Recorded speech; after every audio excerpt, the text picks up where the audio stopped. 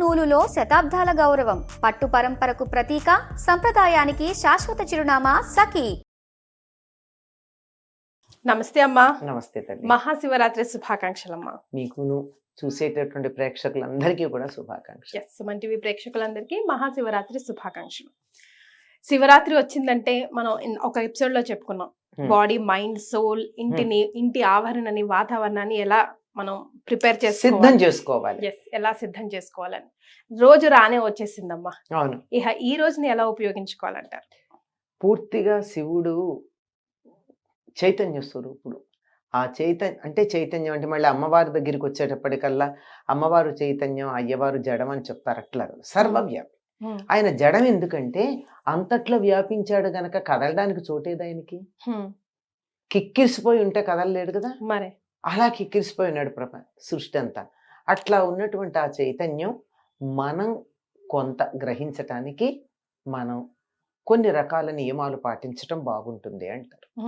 అటువంటి వాటిల్లో ప్రధానమైనటువంటిది అభిషేకం, ఉపవాసం, జాగరణ. శివరాత్రి అనగానే మనకి ముందుగా ఈ మూడే గుర్తొస్తాయి. అభిషేకం అంటే శివుడు అభిషేక ప్రియుడు అంటారు. ఆయనకి చారుడు నీళ్ళు వేస్తే చాలమ్మా ఉబ్బిపోతాడు.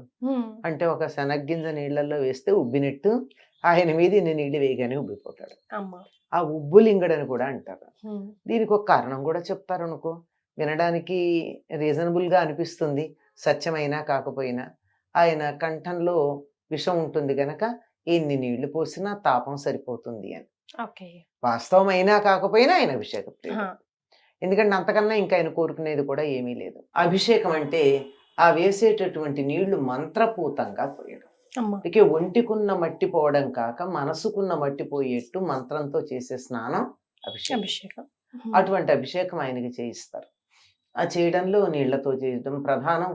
దాంతో పాటుగా పంచామృతాలు అన్ని, ఆవు పాలు, ఆవు పెరుగు, ఆవు నెయ్యి, తేనె, చక్కెర. చక్కెర అంటే మామూలు పంచదార కాదు, కండ చక్కెర వాడాలి, లేదా పటికి బెల్లం వాడాలి, అంతే. ఇవి ప్రధానం. ఇవి కాక దీనిలో ఇంకెన్నో వాడతారమ్మా. మీరన్నట్టు చెరుకు రసం వాడతారు, కొబ్బరి నీళ్లు వాడతారు, అన్ని రకాల పళ్ళ నీళ్లు వాడతారు, అన్ని రకాల ఫలాలు. తర్వాత గంధంతో చేస్తారు అభిషేకం. ఆ తరువాత సువర్ణ జలాభిషేకం చేస్తారు. అంటే నీళ్లలో బంగారం వేసి బంగారం మీదుగా ఆయనకి నీళ్లు పోయడం. ఇట్లా అన్ని రకాలైనటువంటి ఫల రసాలతో గాని అన్నిటితో గాని అభిషేకం చేసి చిట్ట చివరికి ప్రధానంగా మళ్ళీ శుద్ధోదక స్నానమే చేయిస్తారు. అంటే మంచినీళ్లతోనే స్నానం చేయించడం. ఇది శివుడికి చాలా ప్రీతిపాత్రమైందని చెప్తారు. ఎందుకు నీళ్లతో అభిషేకం చేస్తారు, నీళ్లు ఇవి వృధా చేస్తారేమిటి అని పిల్లలు అడుగుతారు కదా. మనకు తాగడానికే నీళ్లు లేకపోతే శివుడికి నీళ్లు వేస్ట్ కదా. పాలు లేక ఏడ్చే వాళ్ళు ఉండగా ఇక్కడ పాలు పోస్తే వృధా కదా, ఇట్లాంటి మాటలు మాట్లాడతారు. దానిలో ఉన్న రహస్యం తెలియకపోవడం వల్ల మాట్లాడతారు. ఎందుకు అంటే మనకి పళ్ళు కావాలంటే చెట్టుకి నీళ్లు పోయడం అంటే ఆకులకు పోస్తారా, మొదలకి పోస్తారా? మొదలకే పోస్తారు. మొదలకు పోసే నీళ్ల వల్ల ప్రయోజనం ఏమిటి? కనీసం ఆకుల మీద వేస్తే గాలి వేస్తే చల్లగా వస్తాయి కదా. పళ్ళు రావాలి కదా. పళ్ళు రావాలంటే మొదటికి నీళ్లు పోయాలి. పుట్టిన నేల మీద నీళ్లు పోసావు ఏమిటంటే ఏమిటర్థం? నేల మీద పోసే నీళ్ళకి పళ్ళు చెట్టు మీద వస్తాయి. ఈయన శివుడు ఎట్లాంటి వాడంటే ఆ పాతాళ నభస్థల వ్యాపి. అంటే పాతాళం నుంచి ఆకాశం దాకా వ్యాపించాడు. భూగోళం అంతా శివలింగమే, పాతాళం దానికి పానవట్టం, ఆకాశం దాకా ఉన్నాడు. అట్లాంటి ఆయనకి పైన నీళ్లు పోస్తామైంది, పాతాళానికి నీళ్లు వెళ్ళాయి. పాతాళానికి నీళ్లు వెళ్ళాయి అంటే భూమి అంతా నీళ్లతో నిండుంటుంది, కావలసినంతటి నీరు వస్తుంది. ఇంకా మనకి నిదర్శనంగా ఎక్కడన్నా గనక వానలు లేకపోతే సహస్ర కలశాభిషేకం చేస్తారు శివుడికి. అభిషేకం పూర్తయ్యే అవంగానే వాన పడుతుంది. 1000 కుండల నీళ్లు పోస్తే 1000, ఇంకో 1000 10,000 ఎంతో చెప్పలేం, కోటాను కోట్ల కండవల నీళ్లు వాన రూపంలో మనకి లభిస్తుంది. ఇక్కడి నుంచి అక్కడికి అటువంటి సంబంధం ఉంది. అదే విధంగా మనం ఏది ఇచ్చినా దానికి ఒక ప్రయోజనం ఉంది. అంటే ఉదాహరణకి ఇది ఒకటి చెప్పా. ఆ విధంగా వీటన్నిటితో అభిషేకం చేస్తారు. కొంతమంది ఇవాళ ఉదయం 6 గంటల నుంచి రేపు ఉదయం 6 గంటల దాకా 24 గంటలు చేస్తారు అఖండంగా. లేదంటే సూర్యాస్తమయం నుంచి అర్ధరాత్రి దాకా చేసేవాళ్ళు ఉన్నారు. మాకు ఉద్యోగ ధర్మాలు కుదరట్లేదు అనుకుంటే అర్ధరాత్రి కాస్త ముందు అటు ఇటుగా చేస్తారు. ఎందుకంటే శివుడు ఆవిర్భవించింది అర్ధరాత్రి గనక. మాఘ కృష్ణ చతుర్దశి అర్ధరాత్రి ఆయన ఉద్భవించాడు స్తంభాకారంగా. ఆ రూపంలోనే, లింగం రూపంలోనే ఎందుకు అదే టైంలో ఉద్భవించారు అమ్మా? దేవతలందరూ సర్వవ్యాపి అయినటువంటి ఆ చైతన్యాన్ని, పరబ్రహ్మ తత్వాన్ని, శివుణ్ణి, ఇష్టం వచ్చిన పేరు పెట్టుకోవచ్చు, ఆయన్ని నిన్ను ఆరాధించాలంటే మాకు ఏమీ ఒక గుర్తు లేదు, ఒక సంకేతం లేదు, ఒక చిత్రరూపం ఉంది కదా మనకి, శివుడు అంటే ఒక రూపం తర్వాత మనం ఏర్పరచుకుంది అని అడిగితే మొట్టమొదటది అడిగినప్పుడు వాళ్ళందరూ ఆరాధించుకోవడానికి వీలుగా జ్యోతి స్తంభంగా ఆవిర్భవించాడు. మరి మీరు అన్నట్టు స్తంభంగానే ఎందుకు ఆవిర్భవించాడు? మనిషిగా ఉన్నాడు అనుకో, మనుషులు అంత తెలివిగల వాళ్ళంటే మనిషి రూపంలోనే ఆరాధించగలరు, ప్రకృతిలో ఇంకా దేన్ని కూడా దైవ స్వరూపంగా భావించరు. అర్థమైందా? అర్థమైందమ్మా. ఒకవేళ గుర్రం అనుకో, గుర్రం లాగా ఆరాధిస్తారు, మిగిలిన వేటిని దైవ స్వరూపాలు అనరు. కనుక ఏ రూపం లేనటువంటి ఒక స్తంభంగా ఆవిర్భవించాడు, జ్యోతి స్వరూపుడు గనక జ్యోతిర్లింగం. దాన్ని ఏమంటారంటే లింగము అంటే గుర్తు, సంకేతం అని అర్థం. మీరు నన్ను పూజించటానికి ఒక గుర్తు కావాలి గనక ఇట్లా వచ్చాను, గుర్తు మాత్రమే, ఇదే నేను అనుకోకండి మీరు. లీయతే గమ్యతే ఇది లింగం అని సృష్టినంతా తనలో లీనం చేసుకుంటూ కదులుతూ ఉండేటటువంటిది లింగం. దానికి మొదలు తుదా లేదు.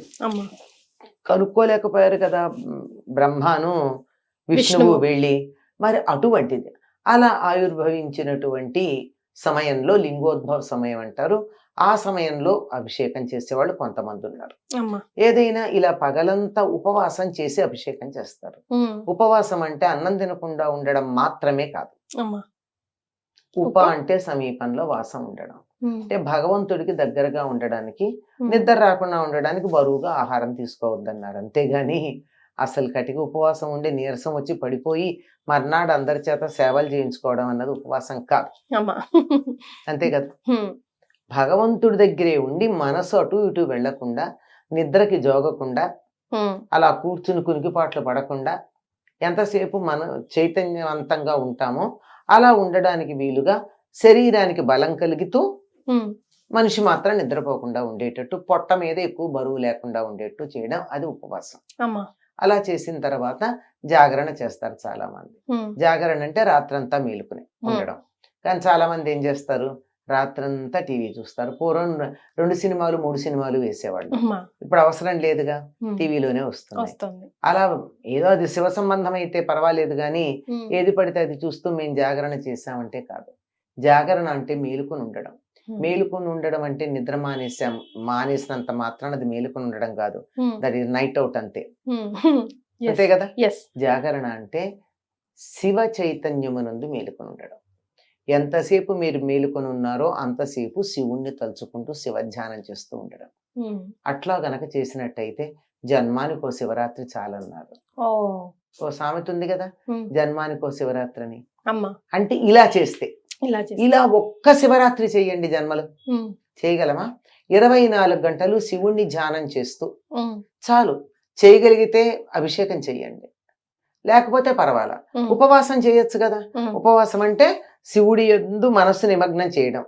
జాగరణ అంటే శివుడి యందు మనసుని మేలుకొల్పి ఉంచడం నిద్రపోకుండా. ఇలా శివనామం చేస్తూ శివుణ్ణి తలుచుకుంటూ శివధ్యానం చేస్తూ ఈ శివరాత్రి అని చెప్పబడేటటువంటిది ఏదైతే ఉందో అది 24 గంటలు జన్మలో ఒక్కసారి చేస్తే ఇంకా చాలు. అమ్మ, మరి ప్రెగ్నెంట్ ఉమెన్ అభిషేకం శివుడికి చేయొచ్చా? చేయొచ్చు. 6వ నెల దాటిన తర్వాత మాత్రం వద్దు, ఎందుకంటే ఏ బరువైన పనులు చేయకూడదు గనక. ఎందుకంటే అప్పటికి పిండం పూర్తిగా ఏర్పడుతుంది. పిండం పూర్తిగా ఏర్పడింది గనక అక్కడి నుంచి పురుట్లో ఉన్నట్టే లెక్క. పెద్ద పెద్ద పూజలు, వ్రతాలు లాంటివి ఇవి కూడా 7వ నెల వస్తే చేయొద్దని చెప్తారు. అందువల్ల చేస్తే శ్రమ కూడా, ఇది పిండం ఏర్పడిపోయి ఉంటుంది అనే కారణమే కాకుండా శ్రమ వల్ల అనుకున్న దానికన్నా ముందుగా డెలివరీ అయ్యే సమస్య ఉంటుంది. అప్పటికి పూర్తిగా ఎదగకపోవచ్చు. తయారవడం వేరు, పూర్తిగా ఎదగడం వేరు. కరెక్ట్ అమ్మా. ఆ ఎదగకపోవచ్చు, అటువంటి రిస్క్ ఎందుకని చేయొద్దంటారు. రైట్. సో ఇదంతా మనం ధార్మికంగా ఆధ్యాత్మికంగా తెలుసుకున్నాం కదమ్మా.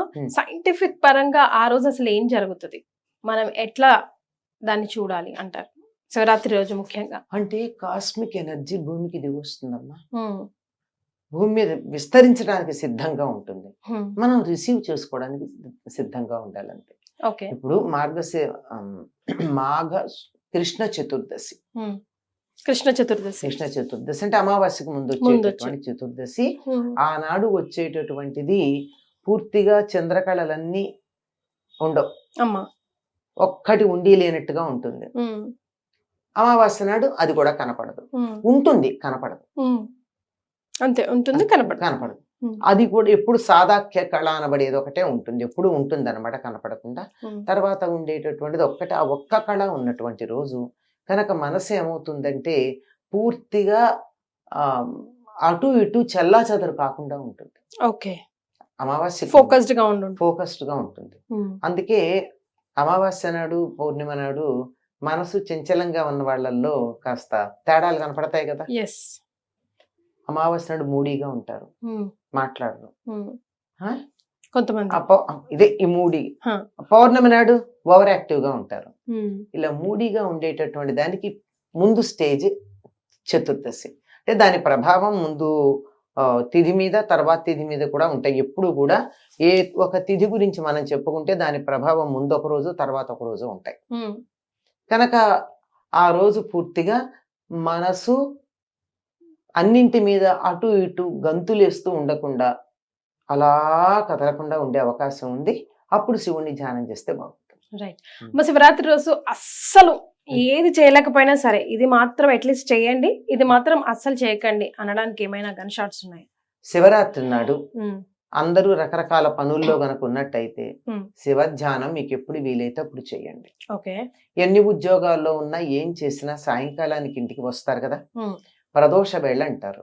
అంటే సూర్యాస్తమయానికి కొంచెం ముందు వేళ. ఆ సమయం శివుడికి చాలా ప్రీతిపాత్రమైంది. అంతరిక్షంలో నృత్యం చేస్తాడు కనుక ఆ సమయంలో గనక శివుడికి నమస్కారం చేసే సర్వదేవతలకు చేసినట్టు. కనుక ఆ సమయంలో శివుడికి నమస్కారం చేసుకోండి. కొంచెం ఓపిక గనుకున్నట్టయితే రాత్రి 12 గంటలకి మీ ఇంట్లో అభిషేకాలు చేసుకునే వాళ్ళు ఉంటే చేసుకోండి. అవకాశం లేదు, అలాంటి వీలు మా ఇంట్లో లేదు, మా ఇంట్లో వాళ్ళు ఒప్పుకోరు, నేను చిన్నవాడిని, నేను అభిషేకం చేస్తానంటే ఒప్పుకోరు, ఇలా రకరకాలు ఉంటాయి కదా, అనేక కారణాలు ఉంటాయి ఒప్పుకోకపోవడానికి. అలాంటప్పుడు లేదా చెయ్యకూడని పరిస్థితిలో ఉంటారు ఆడవాళ్ళు. అటువంటప్పుడు 12 గంటలకు ఒక్కసారి శివుణ్ణి తలుచుకుని నమస్కారం చేసుకోండి తప్పనిసరిగా. థ్యాంక్ యూ సో మచ్ అమ్మా. మరొకసారి మహాశివరాత్రి శుభాకాంక్షలు. మీకు ప్రేక్షకులకి అందరికీ కూడా మహాశివరాత్రి శుభాకాంక్షలు. ధన్యవాదాలు.